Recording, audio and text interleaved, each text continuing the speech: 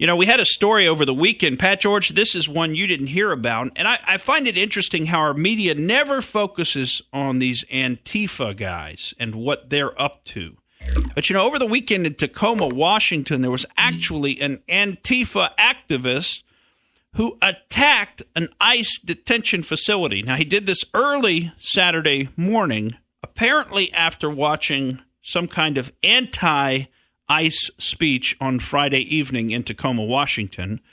He then went home and armed himself up for a one-man full-scale attack on the Tacoma ICE detention facility. Now, he had a rifle, which is a pretty, that's a serious firearm, no matter what kind of rifle it is. And interestingly, he also had Molotov cocktails, which, of course, are in and of themselves quite dangerous. That's kind of the poor man's version of a grenade. So he showed up at the ICE detention facility and apparently was firebombing the cars, was trying to firebomb the facility itself, and also was trying to blow up a large propane tank at the facility when he was shot dead at about 4 o'clock in the morning by the Tacoma Police Department. Now, was he doing this to harm ICE workers or the detainees? No, he wasn't. Clearly, he wasn't trying to harm the detainees, although you would say that, wow. Could happen. Yeah, hello. But, I think his mindset, and I say clearly, you got a great point there, Pat George. I mean, I think his mindset was like somebody who was trying to blow open the doors of the jail at the ICE facility and free the detainees. My guess is that's what his mindset was. Same thing that I like to do when I go to the animal control. I just want to open the cages and let them all run. Yes, okay. I don't understand. As long as you don't firebomb the place with Molotov cocktails, just Pat want to George. open the locks. I mean, you just want to open the locks and let the animals run free.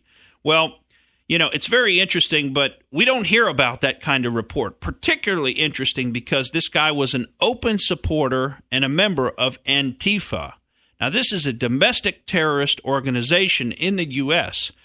We didn't get to talk much about it, but we did make a passing reference to what they did in Portland to a reporter named Andy No, who is a gay journalist who's also Asian, and basically documents Antifa's activities. Now, he's really a mild-mannered guy. He's not the kind of guy who's out there starting fights, but you can see on some of the videos from a few weeks ago the way the Antifa people attack him, and of course, only through sucker punches, because it seems like that's the only way Antifa operates. They never really square off against somebody. They're always swinging a baton at them from behind and whacking them in the head, or sucker punching them in some kind of an exchange, or running up with a milkshake that's got who knows what in it. And by the way, they're saying that they've put quick-drying cement in these milkshakes, and also maybe that they're working on switching over and even putting some types of acid in these white milkshakes, these vanilla milkshakes that they hit you with if they don't agree with you. So you see Andy No gets beat up first, and then to add insult to injury, somebody pelts him with one of these nasty milkshakes. This happened a few weeks ago in Portland. It's been all over the news. And when you say someone, their faces are normally covered too? Yeah, right, exactly. They normally hide their faces, although many of them are figured out. I mean, people on the internet researchers go out there and actually figure out who these people are, and I guess you'd call it doxing them, but I think these bums deserve it. But then the police officers in the town, I mean, the whole town of Portland is anti-Antifa.